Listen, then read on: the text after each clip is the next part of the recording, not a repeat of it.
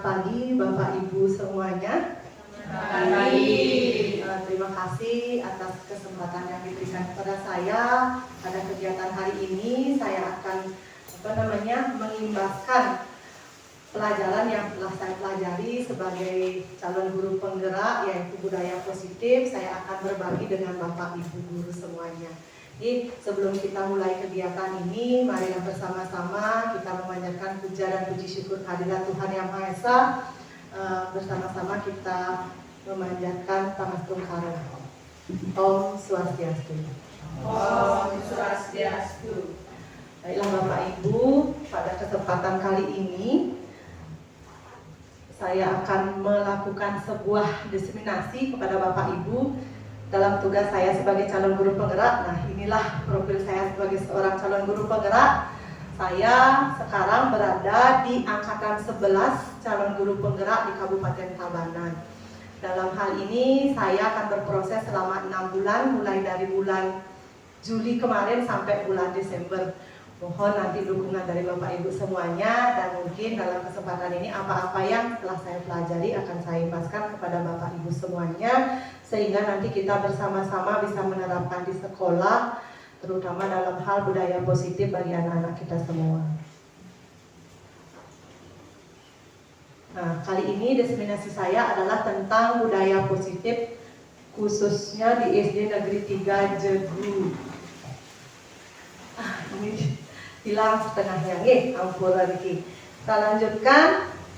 Nanti ini latar belakang kenapa budaya positif perlu diterapkan. Bapak Ibu pasti tentunya sering mendengar apa itu budaya positif. Budaya positif sudah tidak asing lagi bagi kita. Nah, itu sekarang latar belakang menerapkan budaya positif itu apa? Nah, penerapan budaya positif di sekolah merupakan salah satu upaya untuk meningkatkan kualitas pendidikan nasional. Penerapan budaya positif tidak bisa dilakukan tanpa adanya dukungan dari seluruh warga sekolah. Dengan penerapan budaya positif ini diharapkan kita dapat mewujudkan visi sekolah. Sangatlah penting bagi guru untuk dapat mengembangkan budaya positif di sekolah agar dapat menumbuhkan motivasi intrinsik dalam diri murid, dan juga untuk menjadi pribadi yang berbudi pekerti yang luhur. Itulah intinya dari budaya positif. Selanjutnya, apa tujuan dari budaya positif tersebut? Yaitu untuk menumbuhkan pada diri murid, menumbuhkan nilai-nilai positif pada diri murid melalui dalam sebuah kesepakatan kelas. Awalnya dulu adalah kesepakatan kelas yang nantinya akan bisa meningkat menjadi yang namanya keyakinan kelas. Nanti kita pelajari bersama-sama. Lanjut. Nah, inilah Bapak Ibu, budaya positif. Budaya positif adalah nilai-nilai dan kebiasaan-kebiasaan di sekolah yang berpihak pada murid agar mereka dapat berkembang menjadi pribadi yang memiliki budi pekerti yang luhur. Jadi kita lebih menekankan kepada anak yang berbudi pekerti luhur ketimbang anak yang memiliki kecerdasan yang tinggi. Karena sekarang dengan kemajuan teknologi, kemajuan zaman, budi pekerti anak-anak ini sudah mulai tergerus. Jadi inilah yang lebih ditanamkan, yaitu anak-anak yang memiliki budi pekerti yang luhur. Konsep utama dalam budaya positif ini nanti ada 7, yaitu perubahan paradigma belajar, disiplin positif dan nilai-nilai kebajikan universal, teori motivasi, hukuman dan penghargaan, keyakinan kelas, kebutuhan dasar manusia, 5 posisi kontrol restitusi, dan segitiga restitusi. Kita akan bahas satu persatu ya. Nah, paradigma perubahan paradigma belajar. Bapak Ibu tentu tahu apa itu paradigma belajar. Kira-kira napi paradigma belajar. Nah, paradigma belajar itu adalah pengalaman ataukah lingkungan, kondisi kita dalam belajar. Sekarang di sini akan ada perubahan paradigma belajar. Perubahan penting ini terjadi ketika cara berpikir yang biasa dalam mengajar itu dengan cara biasa akan berubah untuk menggunakan cara-cara baru yang berbeda. Bapak Ibu mungkin sebelumnya menggunakan cara-cara belajar yang konvensional, datang ke dalam kelas, mengajar, memberikan tugas, menilai, dan selesai sudah.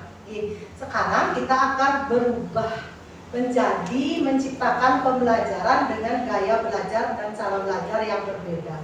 Itu yang disebut dengan perubahan paradigma belajar. Mengubah cara belajar kita dari hal-hal yang biasa, mengubah menjadi sesuatu atau cara yang berbeda. Pembelajaran paradigma baru. Sebelumnya itu ada pembelajaran paradigma lama yang sampaikan seperti itu. Paradigma lama itu seperti apa? Ya seperti kelas-kelas kita sebelumnya yang konvensional seperti tadi saya sampaikan. Datang ke kelas, anak-anak membaca materi, guru mengajar, memberikan tugas, memberikan nilai, selesai. Sekarang yang diharapkan adalah pembelajaran dengan paradigma baru, yaitu dirancang dengan pembelajaran abad 21. Apa itu pembelajaran abad 21? Yaitu pembelajaran yang lebih berpihak kepada murid. Kita sebagai guru hanyalah menuntun, memfasilitasi. Anak-anak itu akan berkembang sesuai dengan minat dan bakat mereka masing-masing. Kita hanya menuntun. Kita ini adalah laksananya seorang petani, Bapak Ibu. Anak-anak itu adalah bibit-bibit yang kita tanam. Kita hanya bisa untuk menanam itu kita siapkan lahan yang bagus, bibit yang bagus, kita tanam, kita rawat, tumbuh, kita pupuk, kita siram sehingga mereka akan berkembang sesuai dengan karakteristik mereka. Kalau kita menanam jagung, nanti apa yang akan tumbuh? Jagung. Kita menanam padi yang akan tumbuh? Padi. Apakah mungkin jagung yang kita tanam akan menjadi padi? Tidak mungkin. Tidak mungkin. Jika kita hanya mereka anak-anak sudah merupakan bibit tersendiri, kita hanya menuntun sehingga mereka tumbuh dengan maksimal. Terus, perbedaan pembelajaran paradigma lama dengan paradigma baru. Pembelajaran paradigma lama itu saya ibaratkan seperti tadi adalah pembelajaran konvensional. Kalau dulu kita sering mendengar murid ibarat kertas kosong, di mana guru harus mengisinya. Begitu bukan? Murid adalah ibarat kertas kosong di mana kita harus mengisinya. Terus pembelajaran bersifat teacher center. Gurulah yang berperan penting di dalam kelas. Semua gurulah yang menginisiatif. Guru sebagai pusatnya. Kemudian guru menggunakan cara mengajar konvensional seperti tadi, datang, tugas, nilai, selesai. Terus transfer ilmu tanpa memperhatikan kebutuhan belajar murid. Penyampaian materi, memberi tugas, dan penilaian. Menggunakan nilai sebagai tolak ukur ketuntasan belajar. Berapa anak mendapat nilai? 80. Oh, berarti anak itu sudah berhasil. Berapa dapat nilai? 50. Masih kurang. Kita mengukurnya dengan ukuran adalah nilai. Kalau paradigma baru sekarang, murid itu adalah ibarat kertas kosong dengan goresan samar, di mana guru bertugas menebalkan untuk memperbaiki laku murid. Nah, goresan samar di sini adalah anak-anak itu sudah memiliki karakteristiknya masing-masing. Kita menebalkan, yang baik kita tebalkan sehingga akan muncul, yang kurang baik kita biarkan atau bahkan kita berusaha untuk menghilangkan sehingga yang muncul adalah laku-laku baik dari si anak tersebut. Terus pembelajaran bersifat student center. Sekarang anaklah yang lebih mendominasi di kelas. Kemudian guru menggunakan cara baru dalam mengajar seperti tadi pembelajaran 21. Mengutamakan proses daripada sekedar hasil yang tuntas. Meskipun anak-anak kita tidak mendapatkan nilai yang seperti kita harapkan, misalnya nilai 80, 90, 100, tetapi yang kita nilai adalah prosesnya. Bisakah anak itu mengerjakan? Bisakah anak itu melalui tahap-tahapannya, misalnya mulai mengenali, menganalisis, memahami, kemudian mencoba untuk mengerjakan, proses itulah yang kita nilai. Bukan sekedar hasil yang tuntas. Selanjutnya, guru menuntun murid berkembang menurut kodrat alam dan kodrat zaman. Kodrat alam itu artinya anak-anak itu berkembang sesuai dengan lingkungan sekitarnya, tidak melupakan budaya daerahnya. kalau berkembang sesuai zaman, mereka mengikuti perkembangan zaman seperti sekarang. Anak-anak bisa menggunakan teknologi. Nih, tidak seperti dulu terbelakang. Sekarang anak-anak sejak kecil pun sudah mengenal HP, mengenal gadget, mengenal laptop. Itu sudah kita artinya memberikan pembelajaran yang sesuai dengan kodrat zamannya.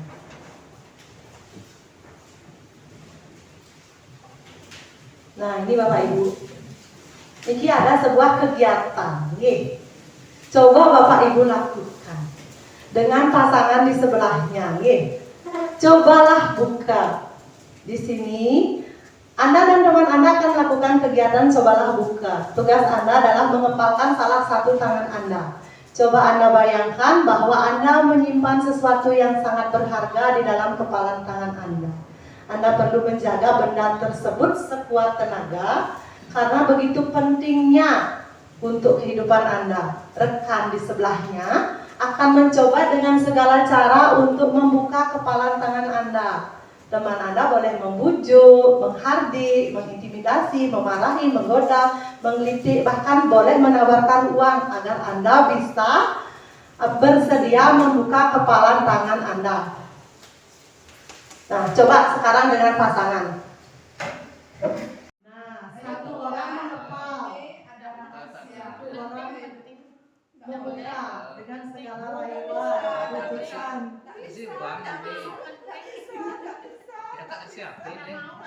Nah, apakah Anda bersedia membuka kepalan tangan Anda? Oh iya. Sudah? Apakah dibuka? Tidak dibuka. Nah, sekarang bergantian coba. Yang satunya lagi, yang tadi membuka sekarang mengepal. Nah, ayo yang rekannya membuka. Ayo dibuka apa tidak? Sudah dirayu-rayu. Kalau tidak bisa dirayu, dimarahi saja sehingga terbuka.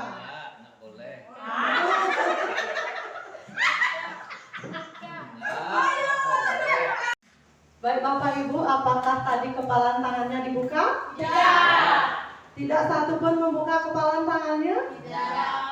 Nah, itu kenapa tidak dibuka? Biar tidak saya siapkan biar aman. Oh, biar aman. Nah, ini. Apakah Anda atau rekan Anda membuka kepalan tangan Anda? Tidak. Mengapa? Apa alasan Anda atau rekan Anda membuka kepalan tangan atau tidak? Karena barang yang ada di tangan saya itu penting dan tidak boleh orang lain yang tahu. Oh ya, karena barang yang ada di tangannya itu penting, tidak ada yang boleh tahu. Ibu, kenapa tidak dibuka? Karena barang saya harus coba. Oh, barang saya harus jaga. Nah, dalam hal ini sesungguhnya siapa yang memegang kendali kontrol untuk membuka atau menutup kepalan tangan Anda? Diri sendiri.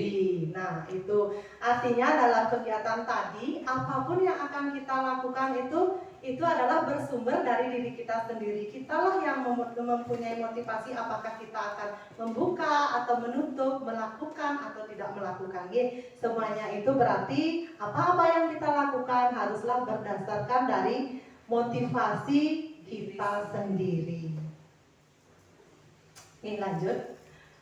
Psikiater dan pendidik Dr. William Glasser dalam kontrol teori, kemudian hari berkembang dinamakan choice theory, meluruskan beberapa miskonsepsi tentang makna kontrol. Nah, tadi itu mengontrol, membuka atau menutup itu adalah kita yang memegang kendali kontrol. Di sini ada ilustrasi kontrol itu untuk guru itu ada 4, yaitu ilusi guru mengontrol murid. Terus ilusi bahwa semua penguatan positif efektif dan bermanfaat. Ilusi bahwa kritik dan membuat rasa bersalah mampu menguatkan karakter. Dan ilusi bahwa orang dewasa berhak memaksa. Nah, itu kan yang kita pikirkan selama ini, bahwa kitalah yang mengontrol murid. Semua penguatan-penguatan positif kita itu bermanfaat. Terus kita membuat murid itu merasa bersalah, mereka akan mampu menguatkan karakter. Yang terakhir, bahwa orang dewasa berhak memaksa. Karena kita dewasa, kita paksa anak-anak kita untuk menuruti apa yang kita inginkan. Nah, ini yang pertama. Ilusi guru mengontrol murid. Guru dapat mengontrol murid. Bisa kan kita mengontrol murid? Bisa. Tapi pada kenyataannya, murid mempunyai hak untuk memilih. Kemudian, guru tidak bisa memaksakan kehendak kepada murid. Selanjutnya, guru tidak hanya punya kontrol penuh terhadap murid. Kita sudah berusaha mengontrol murid, tetapi kenyataannya murid tidak bisa kita kontrol sepenuhnya. Bahkan bisa jadi mereka akan berontak. Kemudian, semua bujukan, penguatan positif, efektif, dan bermanfaat. Apa-apa yang kita berikan kepada anak, misalnya kita merayu sehingga mereka mau melakukan sesuatu itu, kita berpikir itu adalah efektif dan bermanfaat. Tapi kenyataannya, bujukan adalah salah satu bentuk kontrol. Murid pun akan bisa saja menolak bujukan kita. Terus murid bisa tergantung pada pendapat dan bujukan kita. Sekali kita bujuk anak, mereka akan menurut. Besoknya, jika kita tidak bujuk, mereka tidak akan melakukan apa-apa.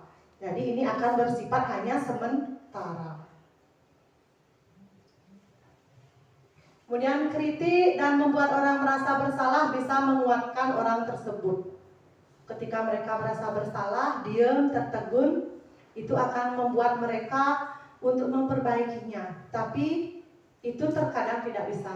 Kenyataannya menyalahkan murid dan membuat kritik tidak menguatkan, tetapi malah melemahkan. Mereka akan menyesali, bahkan ketika penyesalan mereka berlarut-larut, itu akan menyebabkan hal-hal yang kurang baik untuk anak. Murid mempunyai persepsi negatif akan dirinya. Jika terus-terusan saja mereka disalahkan, lama-lama murid itu akan merasa dirinya itu minder, tidak berani mencoba sesuatu yang baru karena mereka akan merasa takut bersalah. Yang terakhir, adanya krisis identitas atau identitas gagal pada murid. Nah, seperti tadi, mereka tidak akan berani mencoba karena merasa pasti akan gagal, ketakutan akan kegagalan. Yang terakhir, orang dewasa punya hak untuk memaksa. Dipaksa oleh orang yang lebih dewasa. Kenyataannya, orang dewasa itu tidak sepenuhnya bisa memaksa. Perilaku memaksa tidak akan efektif pada jangka waktu yang lama. Murid hanya akan memberontak sewaktu-waktu. Terus memaksakan kehendak hanya akan menyebabkan permusuhan antara murid dan guru. Ya, jika kita paksa hari ini mereka mau, besok kita paksa lagi mereka mulai memberontak, kita paksa lagi mereka akan berteriak, selanjutnya kita paksa lagi mereka akan melawan. Jadi kita perlu kelembutan dalam melakukan sesuatu, jangan menggunakan suatu hal yang keras. Merubah paradigma stimulus respon ke pendekatan kontrol. Yang awalnya realitas kebutuhan kita sama. Kita menganggap bahwa antara satu orang dan orang lain itu memiliki kebutuhan yang sama. Semua orang melihat hal yang sama dari sudut pandang yang sama. Mencoba mengubah orang agar berpandangan sama dengan kita. Perilaku buruk dilihat sebagai suatu kesalahan. Orang lain bisa mengontrol saya bisa mengontrol orang lain, kan seperti itu. Saya bisa mengontrol orang lain pun juga bisa mengontrol saya. Itu stimulus tentang dunia yang kita bayangkan. Kemudian pemaksaan ada pada saat bujukan gagal. Model berpikir menang dan kalah. Jika tidak menang, kita pasti kalah. Itu saja pilihan kita, menang atau kalah. Tetapi ketika teori kontrol sekarang, menggunakan teori kontrol, realitasnya bahwa kehidupan kita ini berbeda. Ada kebinekaan lah di antara kita semua, ada keragaman. Setiap orang memiliki gambaran yang berbeda. Kita harus berusaha memahami pandangan orang lain tentang dunia, dan semua perilaku itu memiliki tujuan. Hanya Anda yang bisa mengontrol diri Anda. Tidak lagi dikontrol oleh orang lain. Kita tidak mengontrol orang lain dan orang lain pun tidak mengontrol kita. Kitalah yang mengontrol diri sendiri. Terus selanjutnya kolaborasi dan konsensus, menciptakan pilihan-pilihan baru dan berpikir menang dan menang, bukan menang dan kalah. Saya menang, teman saya kalah, tetapi kita sekarang mulai berpikirnya saya menang, teman pun menang. Berarti sama-sama diuntungkan. Selanjutnya, disiplin positif dan nilai-nilai kebajikan universal. Disiplin. Apa sih yang ada dalam pikiran Bapak Ibu tentang disiplin? Tertib. Disiplin itu berarti kita taat pada aturannya. Nah, tuh. Disiplin berasal dari kata disiplina yang artinya belajar. Disiplin mengacu pada disiplin diri yang memiliki tanggung jawab terhadap apa yang dilakukan berdasarkan pada nilai-nilai yang diyakini. Terus kemudian yang disiplin positif, salah satu cara penerapan disiplin yang bertujuan untuk menumbuhkan kesadaran serta memberdayakan peserta didik tanpa imbalan atau reward, ancaman ataupun hukuman. Jadi mereka melakukan kedisiplinan mereka itu adalah atas kesadaran dirinya tanpa terpengaruh oleh bujukan, rayuan, paksaan dari orang lain. Sebagai pendidik, tujuan kita adalah menciptakan peserta didik yang memiliki disiplin diri sehingga mereka berperilaku mengacu pada nilai-nilai kebajikan universal dan memiliki motivasi intrinsik dalam perubahan perilaku ke arah yang lebih baik. Itu harapan kita. Nah, di sini ada berbagai nilai-nilai kebajikan universal yang sekarang kita ketahui di sekolah kan yang paling awal ya, yang profil pelajar Pancasila, beriman, bertakwa, berkebinekaan, gotong royong, mandiri, kreatif, bernalar kritis. Ada juga nilai-nilai kebajikan universal yang lain, misalnya itu berdasarkan Ibu Primeri, ada banyak nih yang bisa kita terapkan, ini dari 9 pilar karakter, The 7 Essential Virtues. Nah, Niki juga dari proyek nilai-nilai kebajikan ada banyak yang mungkin bisa kita kembangkan. Yang lanjut nih, nah ini yang penting. Teori motivasi hukuman dan penghargaan. Apa sih sebenarnya yang diinginkan anak saat mereka melakukan disiplin? Mereka mau disiplin, apa alasannya mereka melakukan disiplin tersebut? Apa alasan mereka disiplin? Yang pertama, mereka akan disiplin karena untuk menghindari ketidaknyamanan atau hukuman, takut dihukum, makanya mereka disiplin.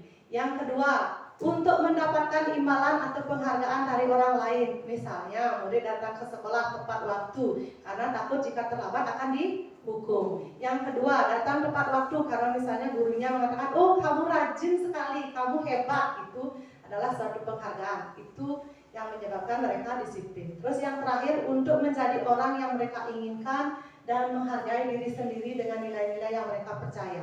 Di antara ketiga ini, yang mana yang paling penting sebenarnya dimiliki oleh murid? Motivasi yang paling penting, yang pertama, kedua, apa yang ketiga? Yang ke? Yang ketiga. Kenapa yang ketiga? Betul sekali, karena yang ketiga itu berasal dari dirinya sendiri. Untuk menjadi orang yang mereka inginkan, menghargai diri sendiri dan nilai-nilai yang mereka percaya. Mereka bisa disiplin karena dari dirinya sendiri. Dia sudah punya pandangan, saya akan menjadi orang seperti apa. Yang pertama, mereka juga karena rasa takut hukuman. Yang kedua, karena harus mencari penghargaan. Yang pertama dan yang kedua itu nanti akan sifatnya hanya sementara saja. Jika yang terakhir itu akan berdampak dalam jangka waktu yang panjang. Yang pertama dan kedua itu merupakan motivasi yang berasal dari luar dirinya, dan yang ketiga adalah berasal dari dalam dirinya. Nah ini, menghindari kenyamanan, mereka akan melakukan hal karena takut dihukum atau takut merasa tidak nyaman. Yang lanjutkan nih. Nah, niki teori motivasi dan hukuman. Tindakan terhadap suatu pelanggaran pada umumnya berbentuk hukuman atau konsekuensi. Saat ini akan diperkenalkan lebih jauh pada yang namanya restitusi. Kemarin Bapak Ibu hanya mengenal pada hukuman dan konsekuensi. Sekarang kita akan mengenal dengan restitusi. Apakah pernah mendengar kata restitusi? Pernah sekarang. Nah, kita sekarang mengenal restitusi. Saya pun sama. Sebelumnya tidak mengenal kata restitusi. Pada mulai modul yang saya pelajari kali ini, budaya positif, barulah saya juga mengenal yang namanya restitusi. Nah, restitusi itu adalah, jangan diplesetkan nanti ya restitusinya. Restitusi adalah proses menciptakan kondisi bagi murid untuk memperbaiki kesalahan mereka sehingga mereka bisa kembali ke kelompok mereka dengan karakter yang lebih baik, lebih kuat.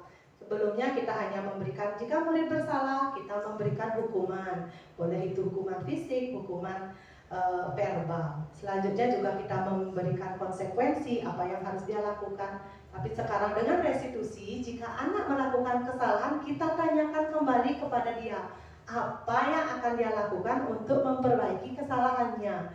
Jadi anak melakukan kesalahan, solusinya sendiri akan datang dari anak itu sendiri, bukan dari kita sebagai gurunya. Terus restitusi merupakan proses kolaboratif yang mengajarkan murid mencari solusi untuk salah mereka, membantu murid berpikir tentang orang seperti apa yang mereka inginkan dan bagaimana mereka harus memperlakukan orang lain. Nah, ini akan mengubah identitas-identitas murid dari identitas gagal menjadi identitas sukses. Yang jika hukuman akan memberikan rasa sakit, rasa takut, kemudian akan memberikan anak itu bisa saja memberontak, membenci, dengan disiplin dengan konsekuensi pun bisa serupa. Tetapi dengan restitusi anak itu bisa mendapatkan sebuah pilihan apa yang akan dia lakukan dalam memperbaiki sikapnya. Kemudian juga anak itu akan mendapatkan suatu kesempatan mau melakukan perbaikan, dan juga anak tersebut diharapkan bisa memiliki karakter-karakter yang lebih baik lagi.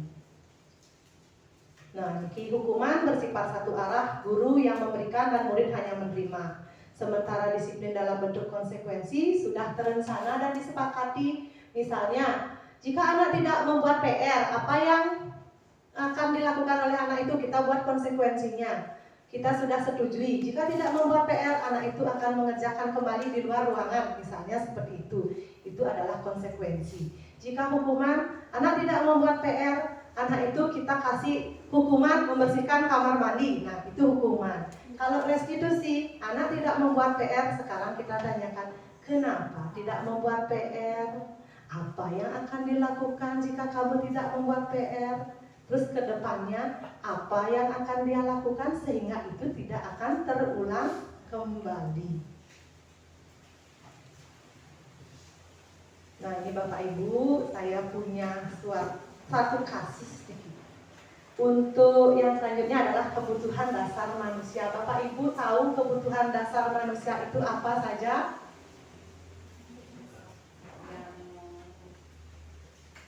Kebutuhan dasar manusia itu apa saja?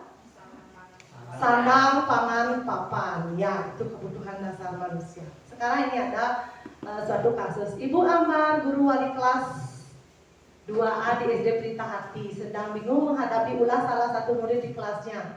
Doni, kelasnya yaitu Doni. Beberapa anak di kelas 2A telah datang pada bu guru untuk mengeluhkan Doni yang seringkali meminta bekal makan siang mereka dengan paksa. Jika Anda menghadapi situasi seperti Ibu Ambar, apa yang akan Anda lakukan? Menurut Anda, kira-kira apa alasan Doni melakukan hal itu? Nih, kira-kira kenapa Doni minta-minta makan siang? Mungkin tidak dikasih bekal. Tidak dikasih bekal. Nih, kalau Ibu, kenapa Doni melakukan hal itu? Mungkin tidak lapar. Oh, karena lapar. Kalau Ibu kenapa? Mungkin bekalnya ketinggalan di rumah. Oh, bekalnya ketinggalan di rumah. Nih, yang satu tidak membawa bekal, yang satu lapar, yang satu bekalnya ketinggalan di rumah. Nih, itu semuanya masuk akal. Apa alasannya? Nah, nih, seluruh tindakan manusia itu memiliki tujuan. Nih, apapun yang dia lakukan itu ada tujuannya. Kenapa? Semua yang kita lakukan adalah usaha terbaik untuk mendapatkan apa yang kita inginkan. Ketika kita mendapatkan apa yang mendapatkan keinginan kita. Seorang murid melakukan suatu perbuatan yang bertentangan dengan nilai kebajikan atau melanggar peraturan. Hal itu dikarenakan mereka gagal memenuhi kebutuhan dasarnya. Ini kita nanti bisa menganalisis kebutuhan mana yang tidak terpenuhi dari Doni. Manusia memiliki kebutuhan dasar yang jumlahnya ada 5. Yang pertama, kebutuhan bertahan hidup. Kemudian, kebutuhan kasih sayang, kebutuhan kebebasan, kesenangan, dan juga penguasaan. Untuk bertahan hidup, seperti tadi, misalnya Doni meminta bekal temannya dengan paksa, itu bisa saja masuk ke kebutuhan bertahan hidup. Kenapa? Karena Doni merasa seperti alasan ibu tadi, lapar, tidak bawa bekal, ketinggalan di rumah, itu kan kebutuhannya untuk bertahan hidup. Berarti ada kebutuhan tidak terpenuhi, yaitu karena lapar. Jadi dia mengambil punya temannya. Yang kedua, kemungkinan Doni itu gagal dalam memenuhi kebutuhan kasih sayang. Orang tuanya kurang kasih sayang, kurang peduli, sehingga anaknya bisa saja seperti itu, tidak disiapkan dari rumah. Yang ketiga adalah kebebasan. Anak itu tidak mengetahui aturan, kurang mengerti aturan, jadinya dia meminta-minta dengan bebas kepada temannya. Terus yang keempat, karena kebutuhan kesenangan. Mungkin dia senang minta-minta sama temannya, senang mencoba makanan temannya. Misalnya di rumah hanya dikasih telur atau mie, sekarang melihat makanan temannya mungkin beda jenis, variannya berbeda, dia ingin mencoba, senang mencoba milik temannya. Yang terakhir adalah penguasaan. Ada saja anak yang ingin berkuasa, ambil dengan sembarangan punya temannya, bahwa dia menunjukkan dirinya itu adalah hebat. Apapun punya temannya diambil, tidak akan ada yang melawan. Ada kan anak-anak seperti itu, dia ingin menjadi penguasa teman-temannya. Ada nih, nah itu yang kita perlu pelajari sekarang. Nah ini kebutuhan bertahan hidup, kebutuhan yang bersifat fisiologis, misalnya kesehatan, rumah, dan makanan. Kebutuhan kasih sayang, kebutuhan akan hubungan, koneksi sosial, memberi dan menerima kasih sayang dari orang-orang di sekitarnya. Kebutuhan penguasaan, ingin dianggap berharga, membuat perbedaan, membuat pencapaian, dan dihormati. Terus yang kebebasan, untuk memiliki kemandirian otonomi, mengendalikan arah seseorang. Selanjutnya, kita ke materi yang lain ini, keyakinan kelas. Lanjut nih, keyakinan kelas itu Bapak Ibu sudah membuat di kelas? Keyakinan kelas apa kesepakatan kelas? Kesepakatan kelas. Nah, jika Bapak Ibu sebelumnya sudah membuat kesepakatan kelas, kita hari ini belajar untuk menaikkan levelnya sedikit naik menjadi keyakinan kelas. Kemarin kita itu membuat kesepakatan kelas, artinya nilai-nilai kebajikan itu kita sepakati bersama. Kita sepakati. Hanya disepakati saja. Apakah anak-anak sudah melakukannya? Sudah sebagian, tapi belum semuanya. Nah, sekarang yang perlu kita lakukan adalah merubah kesepakatan kelas itu menjadi suatu keyakinan yang berasal dari dirinya. Mereka itu yakin untuk melakukan hal tersebut. Kalau sepakat, setuju, sepakat, begitu saja kan anak-anak. Sekarang kita cari dari dalam dirinya apa yang mereka yakini, sehingga mereka akan melakukannya dengan tulus ikhlas. Nah, nilai-nilai kebajikan universal yang disepakati secara tersirat dan tersurat, lepas dari latar belakang suku, negara, bahasa maupun agama. Keyakinan kelas adalah nilai-nilai kebajikan yang diyakini oleh seluruh warga kelas. Tujuannya membuat keyakinan kelas adalah untuk menciptakan lingkungan belajar yang aman, nyaman. Yang istilahnya itu adalah well-being.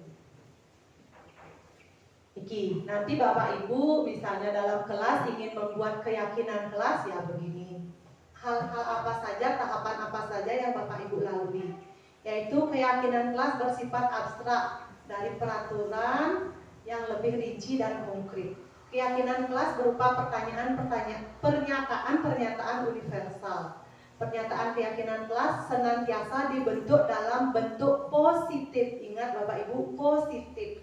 Yang kemarin jika Bapak Ibu masih membuat kesepakatan kelas atau keyakinan kelasnya berisi kata tidak, nah itu yang perlu dihindari. Keyakinan kelas itu dibuat dengan bahasa atau dalam bentuk yang positif. Tidak terlambat datang ke sekolah. Jika diubah menjadi positif, kira-kira bagaimana? Datang tepat waktu. Tidak boleh mengejek teman misalnya. Saling menghargai. Seperti Ibu Kak Made tadi bilang jangan membuli. Kata jangan itu juga tidak diperbolehkan, tidak dan jangan diusahakan dihindari. Jangan bertengkar. Kalau begitu diubah menjadi saling menyayangi. Jadi kalimatnya akan menjadi positif dan terasa lebih halus. Lanjutnya, keyakinan kelas sebaiknya sesuatu yang diterapkan di lingkungan tersebut. Semua warga kelas hendaknya ikut berkontribusi dalam pembuatan keyakinan kelas, dan keyakinan kelas itu akan ditinjau sewaktu-waktu. Bulan ini mungkin bisa dimanfaatkan, tetapi bulan depan jika ada perubahan kita tinjau kembali. Apakah tetap bulan depan seperti ini atau kita ubah lagi? Bisa saja sewaktu-waktu. Terus Niki, Bapak Ibu sebagai guru mengetahui bahwa kita memiliki 5 posisi kontrol. Dalam mengontrol murid itu kita memiliki 5 posisi kontrol yang sudah mungkin kita lakukan, tetapi Bapak Ibu belum mengetahui bahwa itu adalah sebuah posisi kontrol. Yang pertama adalah penghukum, pembuat rasa bersalah, pemantau, manajer, dan teman. Nah, ini penghukum. Seorang penghukum bisa menggunakan hukuman fisik atau verbal. Dalam pelanggaran-pelanggaran yang dilakukan murid, guru bertindak sebagai penghukum bisa saja menggunakan hukuman fisik atau verbal. Misalnya mencubit murid, atau menyuruh murid berlari keliling halaman, keliling lapangan, push up, itu sudah hukuman.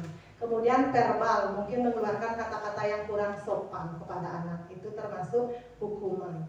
Terus guru dalam melakukan posisi hukuman ini kemungkinan mengeluarkan kata-kata seperti ini: patuhi aturan saya, atau awas.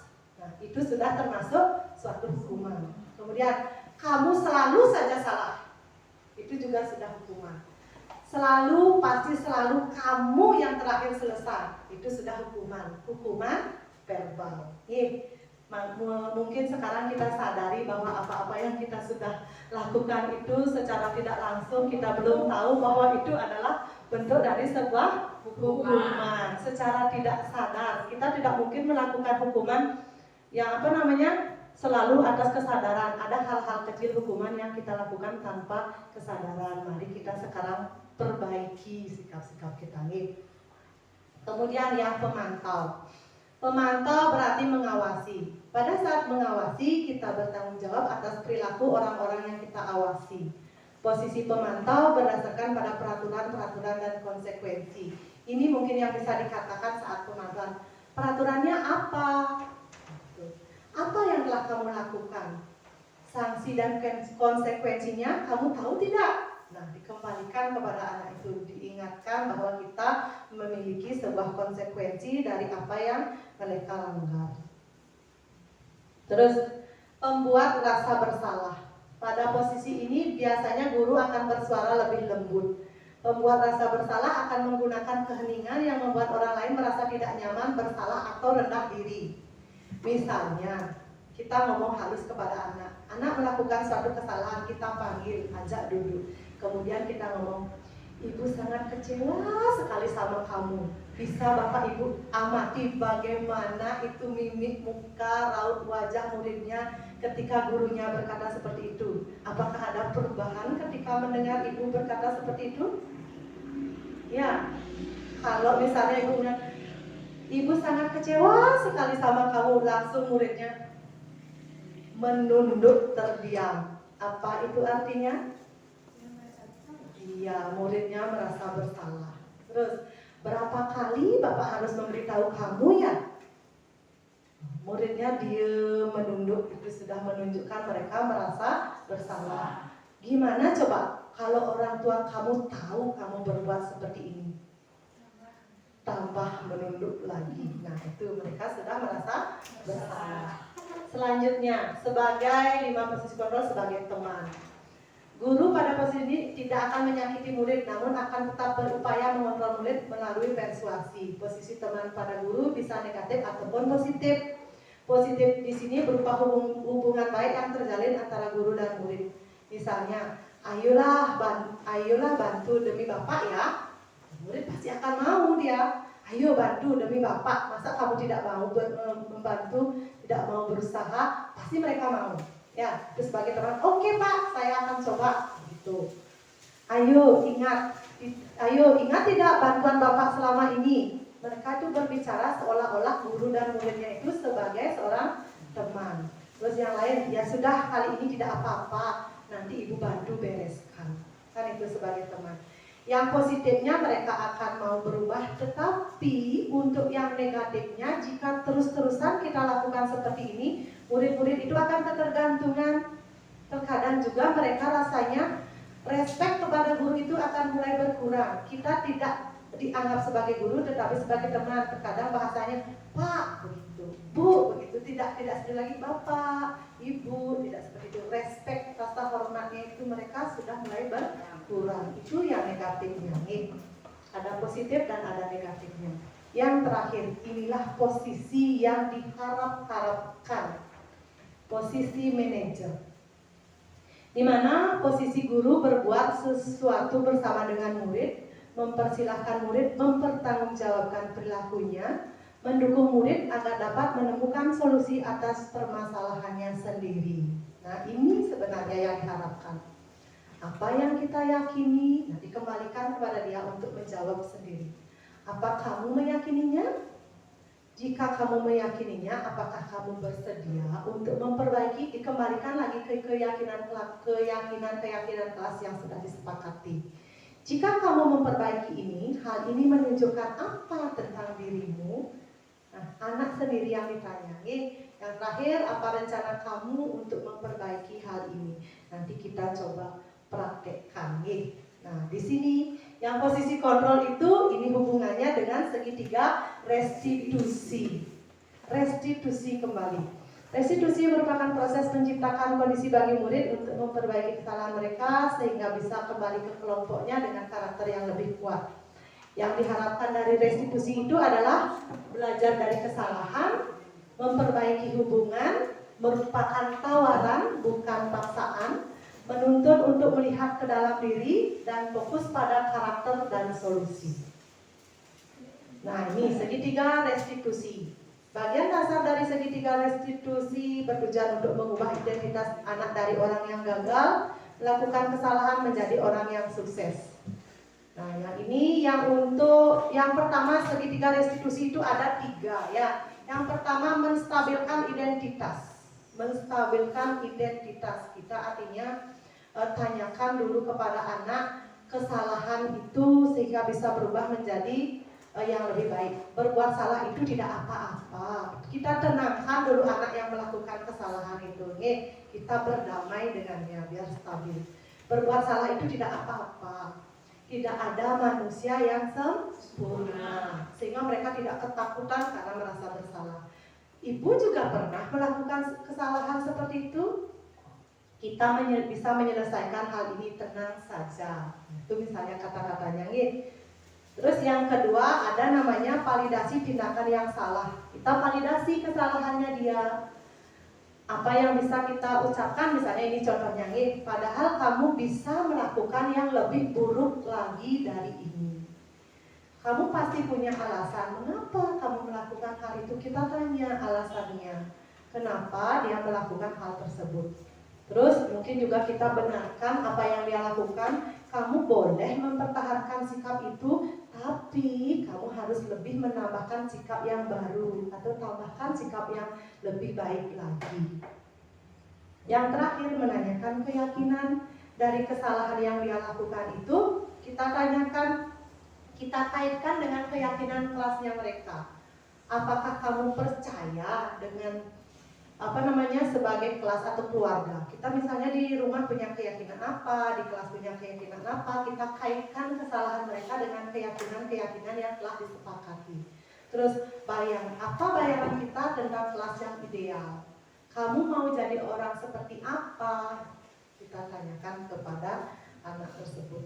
Nah, di sini ini nanti Tiang kasih video contoh penerapan restitusi seorang guru dan seorang murid yang melakukan kesalahan.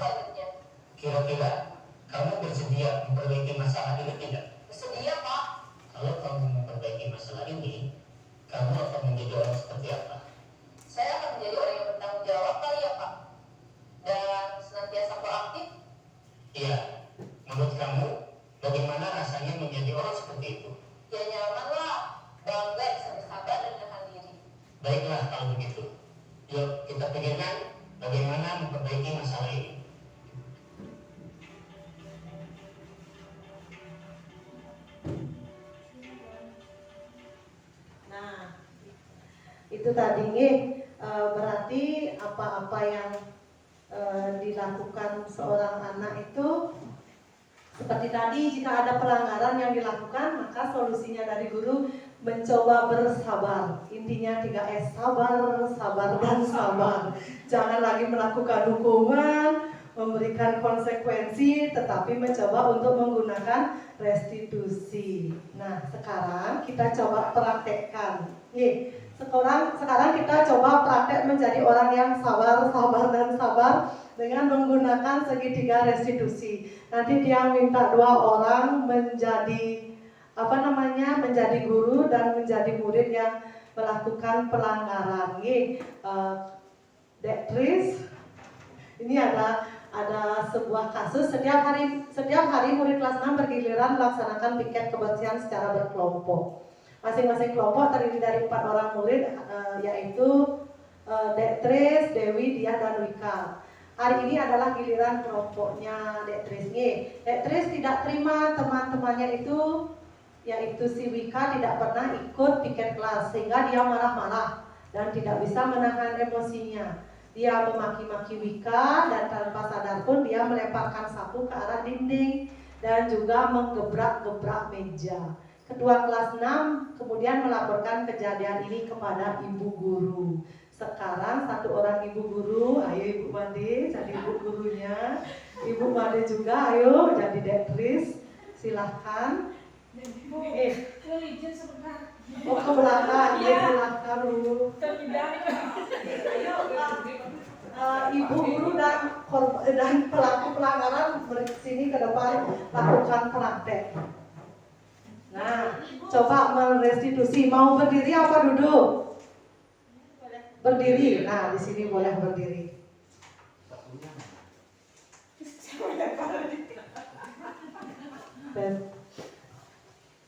Nah, ini selaku dektris. Terus ibu selaku ibu guru.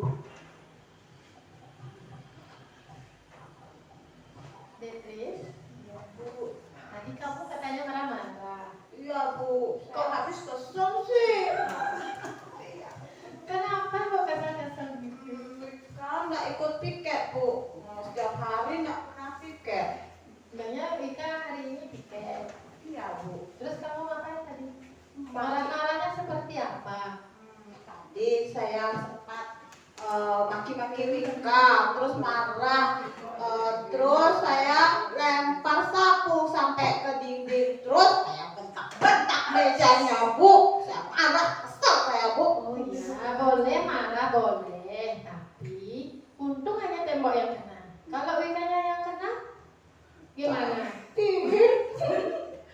Jangan usah nangis, nggak boleh nangis. Ya kalau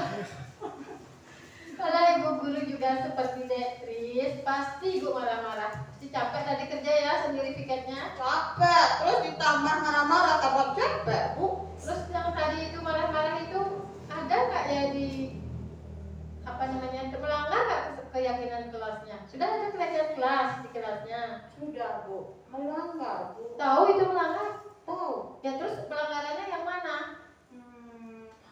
Apa namanya, sopan santun sama tidak menghargai teman. Jadi kalau Hormati teman. mau nggak nanti berubah? Mau Bu. Ibu guru tahu semua pernah salah.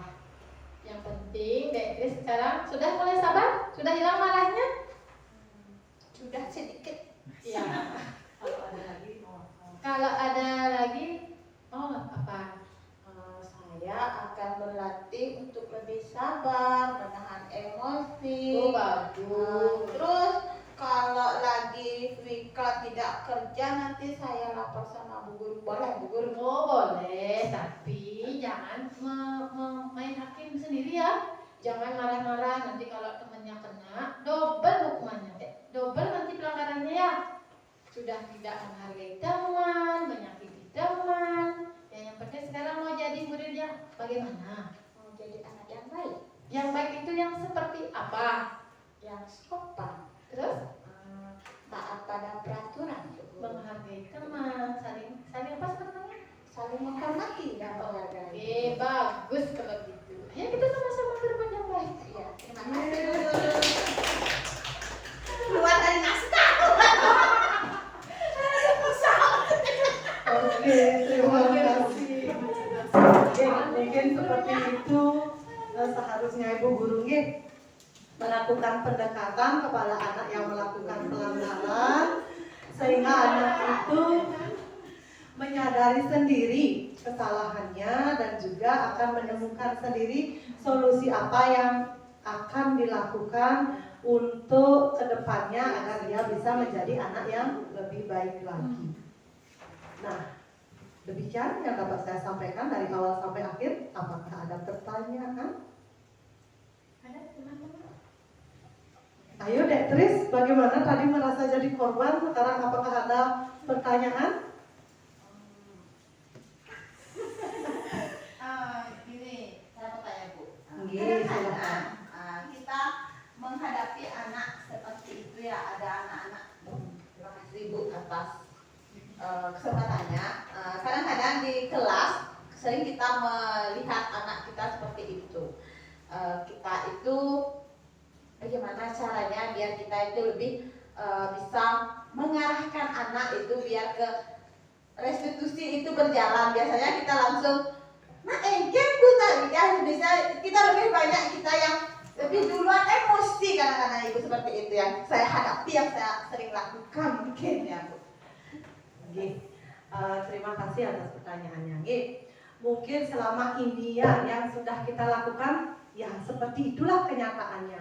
Ketika kita menghadapi permasalahan murid, kita terkadang tanpa sadar langsung kita memberi bentakan. Kenapa ini? Terus saja. Kan seringkali kita langsung seperti itu, menjudge murid bahwa mereka adalah bersalah tanpa kita bertanya terlebih dahulu apa penyebabnya. Mungkin sekarang setelah ada informasi, ada tambahan ilmu, mungkin kita sudah mulai bisa membuka pemikiran kita sehingga kita bisa lebih baik lagi.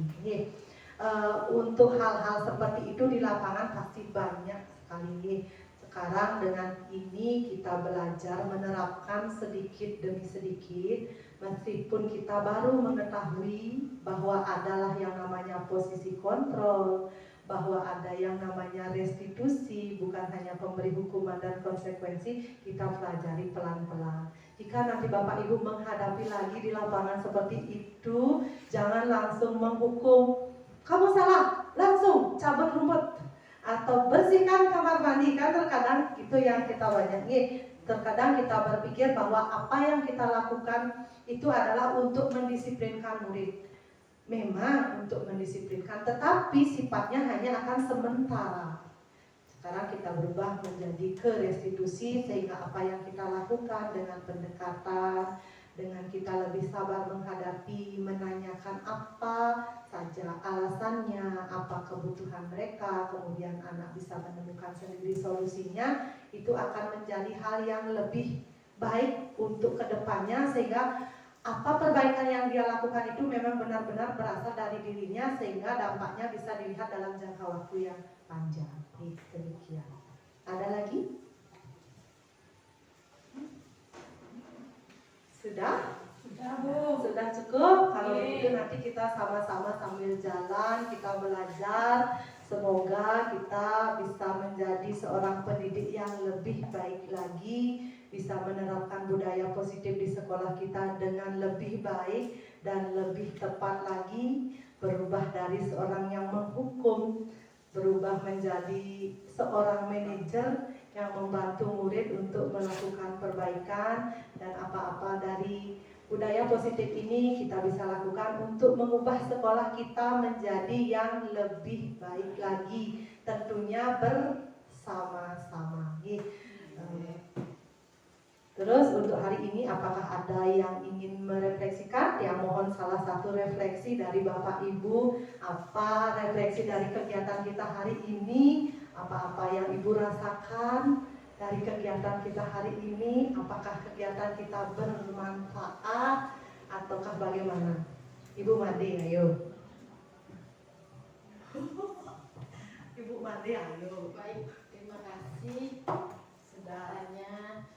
Setelah tadi dipaparkan sekian materi, terutama di bagian paradigma belajarnya, mungkin setelah ini kita bisa merubah cara belajar dari paradigma yang lama ke paradigma pembelajaran 2001 abad 21, walaupun masih ya memang sulit untuk menjalankannya. Kita berusaha agar pembelajaran di kelas, kebersamaan seluruh warga sekolah bisa berjalan dengan baik. Itu aja. Bagus sekali. Terima kasih. Ada lagi yang ingin merefleksikan? Ayo Ibu. Terima kasih Bu.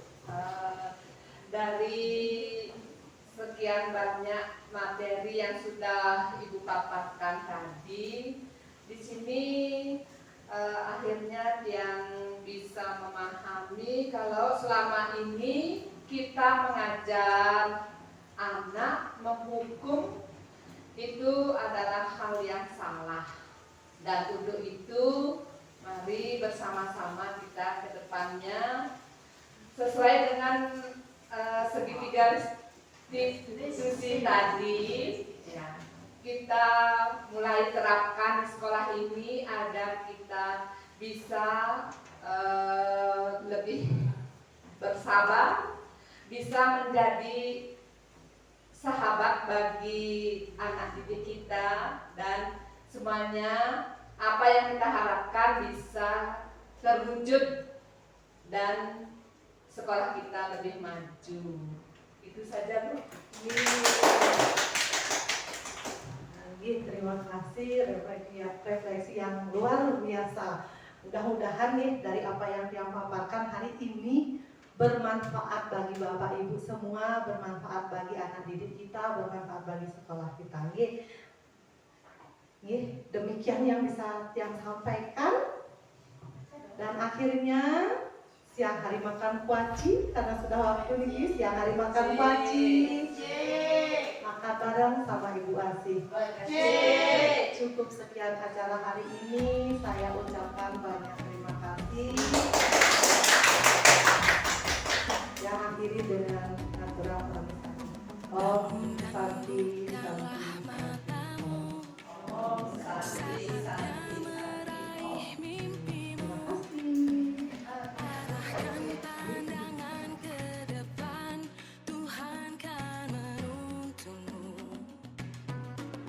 Om Swastiastu, perkenalkan nama saya Iwayah Masini, guru kelas 1 SD Negeri 3.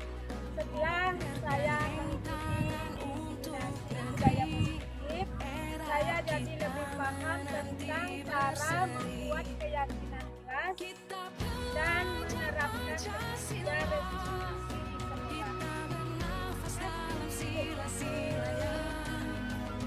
di sekolah. Om Swastiastu, saya Ide Roni Nerawan, PJOK, SD Negeri 3 Jepun. Setelah saya mengikuti kegiatan ini, saya lebih paham dalam menerapkan budaya positif sekolah, terutama dalam hal penerapan ketiga restitusi dalam menyelesaikan masalah. Terima kasih, Bu.